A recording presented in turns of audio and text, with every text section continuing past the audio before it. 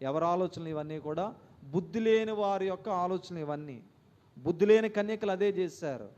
నూనె అయిపోయిన తర్వాత చూసుకుందాంలే, అయిపోవాలి కదా, అయిపోయిన తర్వాత కదా ఆ సంగతి, అసలు అయితే కదా అని అనుకున్నారు వాళ్ళు. నూనె అవనే అయిపోయింది, పెండ్లి కుమారుడు రానే వచ్చాడు, తలుపులు మూసివేయబడ్డాయి. మనం ఎలా ఉండాలి అంటే, ఆయన రాకడులో మనం ఎలా ఎత్తబడాలంటే బుచ్చోళ్ళలాగా చూస్తారు నోవాహని అందరూ కూడా పిచ్చోడు అన్నారు నోవాహని. జలప్రలయం ఎందుకు వస్తుందిలే, మీరు భయపడాల్సిన పని లేదు, అందరు నెమ్మదిగా ఉండండి. జలప్రలయం ఎందుకు వస్తుందిలే, అసలు దేవుడు అనేవాడు ఎక్కడున్నాడులే, మీరేం దేవునికి భయపడాల్సిన పని లేనే లేదు. 120 సంవత్సరాలు నోవాహు మాట ఎవరు కూడా వినలేదు.